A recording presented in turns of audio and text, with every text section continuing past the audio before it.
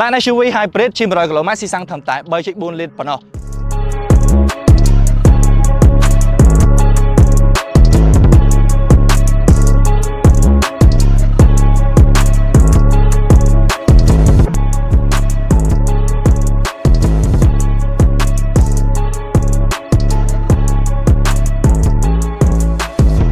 អូខេអញ្ចឹងចំណុចដំបូងដែលខ្ញុំចង់បង្ហាញនោះគឺពាក់ព័ន្ធជាមួយនឹងការរចនារូបរាងផ្នែកខាងក្រៅរបស់ឡានមួយនេះអញ្ចឹងណាដោយសារតែការរចនា design រូបរាងផ្នែកខាងក្រៅរបស់វាហ្នឹងគឺជាចំណុចដែលតាក់ចិត្តខ្ញុំមួយផងដែរអញ្ចឹងពាក់ព័ន្ធជាមួយនឹងផ្នែកខាងមុខនេះគឺប៉ាណាមុខរបស់វាគឺ design បែបធំអញ្ចឹងណាហើយក្រុមហ៊ុនហៅថាជាការរចនាប៉ាណាមុខបែបទេពសយុទ្ធធ្លាក់ឬក៏ Star Trek Grill ដែលវាអមជាមួយនឹងពូ Daytime Running Light មួយឆ្នោតហើយវាមានពូសញ្ញោ LED ដែលជាលក្ខណៈបដិញអញ្ចឹងណាហើយចំណុចពិសេសមួយទៀតនៅពេលដែលយើងបើកភ្លើងកូដគឺរបា LED ផ្នែកកណ្ដាលនេះគឺវាភ្លឺទៀតយំទៅគឺលាបពេញផ្នែកខាងមុខមើលទៅគឺស្អាតខ្លាំងមែនទែនហើយពាក់ព័ន្ធជាមួយនឹងចង្កៀងមុខរបស់វានេះគឺជាប្រភេទ LED ដែលវាមានមុខងារបិទបើកអូតូតម្លាក់ភ្លើងហ្វាកូដអូតូ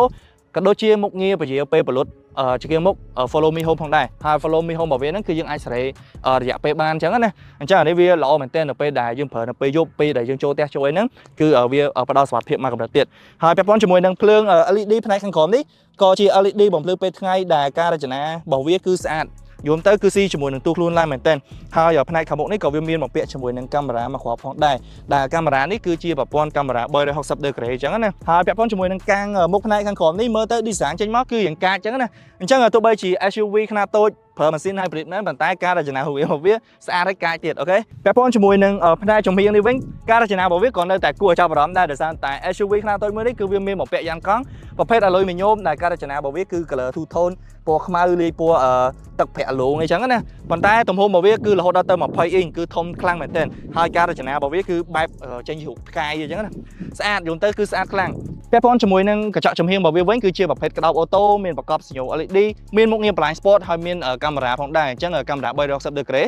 ហើយមួយទៀតនោះគឺពាក់ព័ន្ធជាមួយនឹងដៃទ្វាររបស់វាគឺ design បែបលឹបចេញចូលក្នុងតួខ្លួនរៀបស្មើជួយដល់កម្រិតមើលខ្យល់ aerodynamic ហ្មងនិយាយទៅគឺស្អាតខ្លាំងមែនទែនឡានតម្លៃក្នុង$30,000ជាងប៉ុន្តែការ design ការអីគឺមើលទៅគឺ detail គឺស្អាតអញ្ចឹងណាអូខេអញ្ចឹងពាក់ព័ន្ធជាមួយនឹងប្រព័ន្ធជើងក្រោមវាវិញខ្ញុំចង់បញ្ជាក់ដែរថាផ្នែកខាងមុខនេះគឺវាប្រើ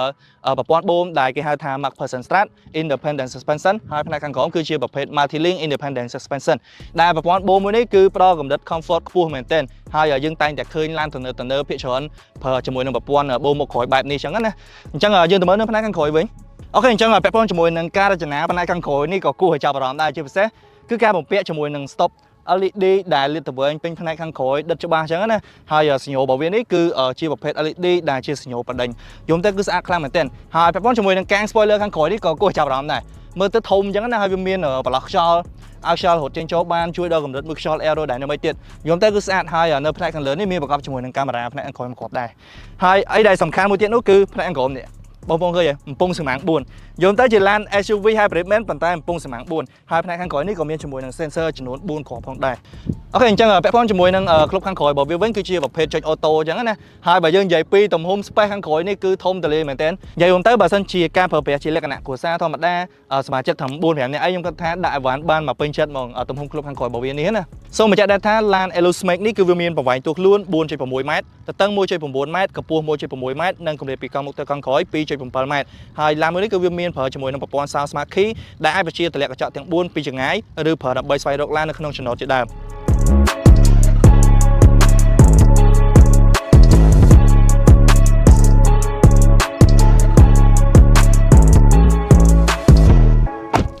អូខេអញ្ចឹងចូលមកដល់ផ្នែកខាងក្នុងនេះការរៀបចំរបស់វាមើលទៅគឺស្តៀងជាមួយនឹងឡានអគ្គិសនីអញ្ចឹងហេតុអីបានជាខ្ញុំនិយាយថាឡានអគ្គិសនីដោយសារតែមុខងារជាច្រើនខ្ញុំទៅសឹងតែទាំងអស់ហើយគឺអាចបញ្ជាបាននៅលើអេក្រង់ touch screen ផ្នែកកណ្ដាលដែល design ដាក់ជាបញ្ឈរអញ្ចឹងណាហើយទំហំរបស់វាគឺ 13.2 អ៊ីងក្នុងនោះគឺយើងបញ្ជាមុខងារបានច្រើនខ្លាំងមែនទែនសូម្បីតែបើកក្លុបក្រោយបើកអីសេរីកញ្ចក់ចំហៀងសេរីអីគឺយើងអាចសេរីបាននៅលើនេះទាំងអស់ហើយនៅលើនេះក៏យើងអាចសេរី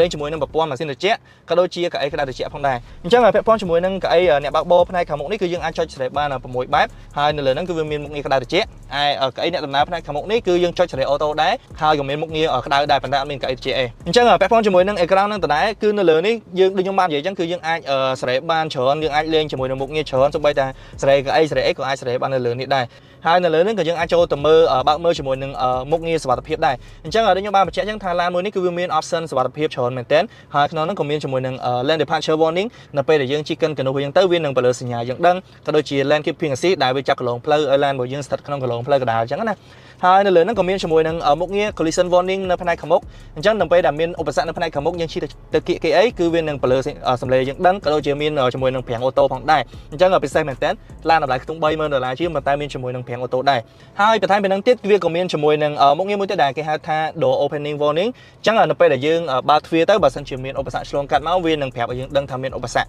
អញ្ចឹងអានេះក៏ជាមុខងារសុវត្ថិភាពមួយដែរហើយបន្ថែមពីហ្នឹងទៀតវាក៏មានជាមួយនឹងមុខងារ rear crossing traffic braking ផងដែរអញ្ចឹងនៅពេលដែលថយក្រោយមានឧបសគ្គវានឹងចាប់ប្រាំផងដែរអូខេអញ្ចឹងអានេះខ្ញុំគិតថាវាជាមុខងារសុវត្ថិភាពមែនទែនទាំងផ្នែកខាងមុខទាំងផ្នែកខាងក្រោយអញ្ចឹងណាហើយបន្ថែមពីហ្នឹងទៀតអីដែលសំខាន់វាមានជាមួយនឹងប្រព័ន្ធកាមេរ៉ា340 degree ដែលនៅលើហ្នឹងគឺបង្ហាញរូបភាពច្បាស់មើលឃើញមកជុំវិញឡានហើយមើលឃើញបាតក្រោមឡានហើយ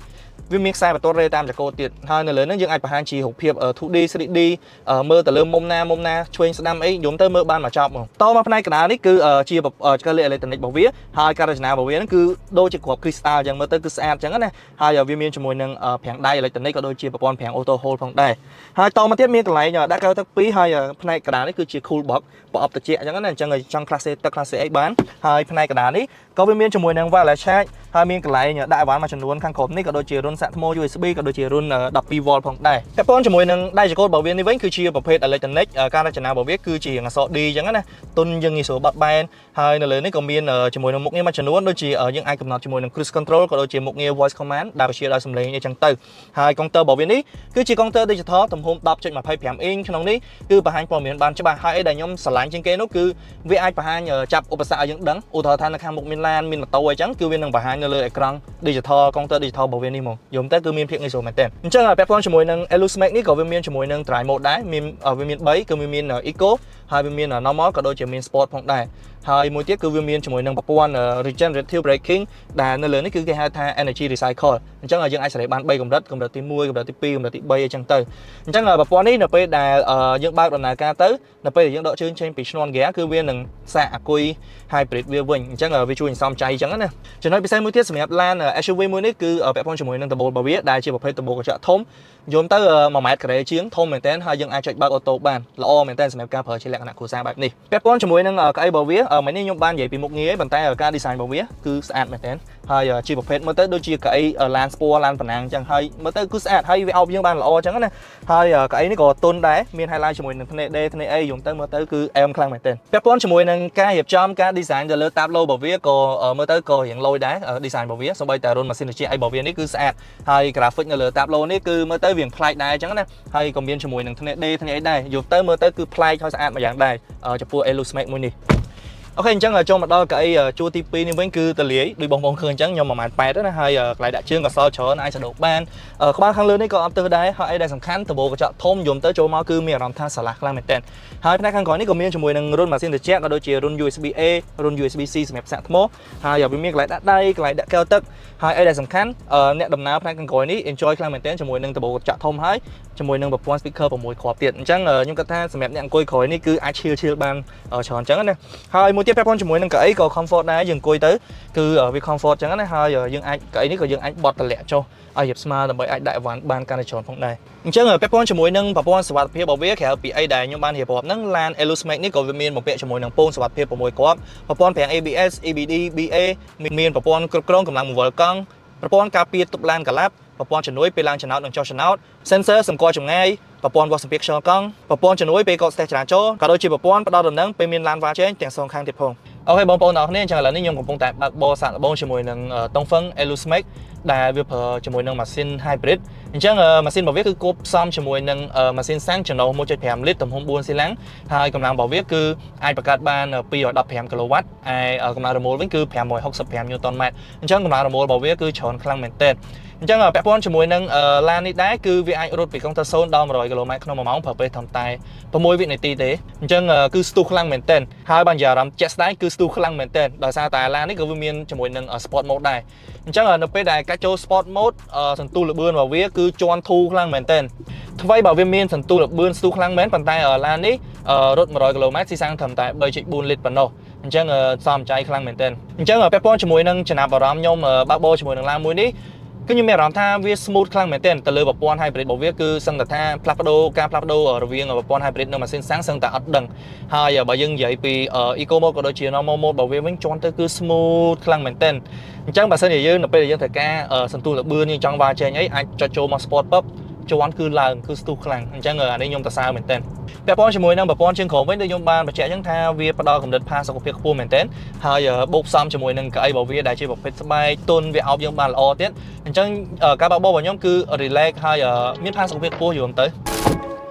អូខេអញ្ចឹងសរុបមកវិញនេះគឺជាអ្វីដែលបងប្អូនគួរដឹងពីឡាន SUV hybrid Dongfeng Elusmate ស៊េរីឆ្នាំ2024អញ្ចឹងចំពោះខ្ញុំផ្ទាល់ខ្ញុំគិតថាវាជាឡាន SUV មួយដែលមានការ design រូបរាងផ្នែកខាងក្រៅស្អាតពាក់ព័ន្ធជាមួយនឹងបច្ចេកវិទ្យា option របស់វាផ្នែកសុវត្ថិភាពហ្នឹងក៏វាមានច្រើនហើយដែលជាចំណុចខ្លាំងបំផុតជាមួយនឹងឡានមួយនេះគឺភាពសំចៃព្រោះដោយសារតែជិះ100គីឡូម៉ែត្រស៊ីសាំងត្រឹមតែខ្ទង់3លីត្រជាងប៉ុណ្ណោះអញ្ចឹងគឺសំចៃខ្លាំងមែនទែនហើយអ្វីដែលកាន់តែពិសេសនោះគឺក្រុមហ៊ុនក៏ផ្ដល់ជូននៅការធានារយៈពេល5ឆ្នាំឬ 150,000 គីឡូម៉ែត្រទៅលើឡានទាំងមូលបូករួមជាមួយនឹងការថែទាំ free រយៈពេល5ឆ្នាំឬ 15 គីឡូម៉ែត្រទៅលើចំណុច50មុខក្នុងនោះរួមមានទាំងប្រេងម៉ាស៊ីនប្រេងប្រអប់លេខប្រេងប្រាំងស្បែកប្រាំងខ្សែពៀនតម្រងប្រេងតម្រងសាំងអែម៉ាស៊ីន